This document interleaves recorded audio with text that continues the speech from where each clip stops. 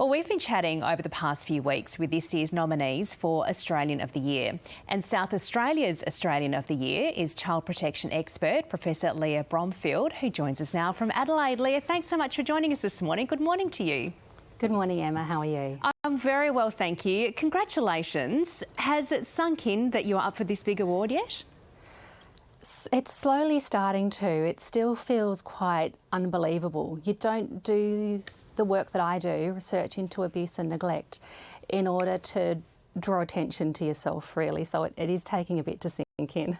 How did your career start for you? Because you've been working in this field for quite some time. How did it all begin? I actually went to uni to do a degree in psychology, thinking that I wanted to be a clinical psychologist, but along the way I discovered research, and I had this huge desire to help people, and discovered that through research you could actually help and change the lives of not just the one person in the room, if you're a counsellor, but hundreds, thousands, millions of people. And it's been such a privilege to be in this field. But it must be incredibly challenging and difficult. I mean, it's such an awful area, I guess, when you're dealing with, you're hearing stories and you're dealing with so many issues that poor kids and families are having to cope with. How do you maintain, how do you cope with it yourself? How do you deal with it all? Actually, vicarious trauma is a real risk working in this field, and you have to be aware of that and stay across how you're feeling your own well-being. But actually doing work that is making a difference, it's actually really rewarding. So I think most people think that my work must be depressing and horrible, but actually, I guess a bit like a doctor going to work every day. If you're going to work every day and having a chance to make a difference in an area that's so important, our children, it's actually so rewarding. I love the work that I do.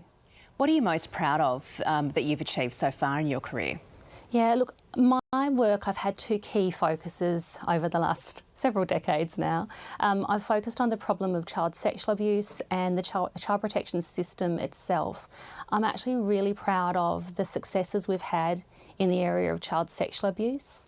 The work that I was part of that has led to us having national standards for child-safe organisations. We know that institutions are safer for children. The work shining a light on sexual abuse so victim survivors are more able to talk about it and not feel that that shame is theirs. It's not. We've actually seen a reduction in the incidence of child sexual abuse that's perpetrated by adults, and that is, it's that kind of real community change, changing their lives, increasing the safety of kids, that I'm really proud of. What are some of the things that you would like to tackle in future and that you're working on now? Yeah, look, I mentioned how I've had two focuses. The child protection system has always been a focus of my career, and I can point to a lot of successes, minor successes within the system that have improved practice, but ultimately it's actually never been enough. We don't have a child protection system that I'm proud of, that any of us are proud of, actually. Too often it's failing children, families, and the professionals who serve within it. After more than 20 years of working alongside the child protection system, trying to improve the system that we have, I think the evidence is now quite clear that our system, it can't be reformed. Our current system is not fit for purpose. 6 in 10 Australians have experienced one or more types of abuse or neglect. This is a critical emergency in our system. It's just not equipped to deal with that problem. So my focus now is actually in looking at a redesign of the child protection system to make it something that is effective, that we can all be proud of. So often when we talk about reform and you talk about, starting from scratch in effect, how much resistance do you get from governments when you talk about these things? Because this can be quite overwhelming. It is overwhelming. I've actually been talking to governments for the last probably 2 years about the fact that, really our systems have not been designed properly to address the problem that we've got. I think there is an openness within governments, but also a sense of being a bit overwhelmed. What we know from the evidence is that the child protection system alone can't fix itself because it requires other parts of the system to do things differently, and actually requires all of us to do things differently. And some of the challenge is actually being able to talk about abuse and neglect, which sits uncomfortably, but our kids need us to do it.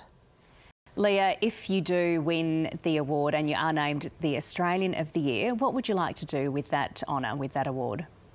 I would actually like to have that conversation about child abuse and neglect so that all of us are better equipped to prevent abuse and neglect. We actually all have the power to be part of a difference.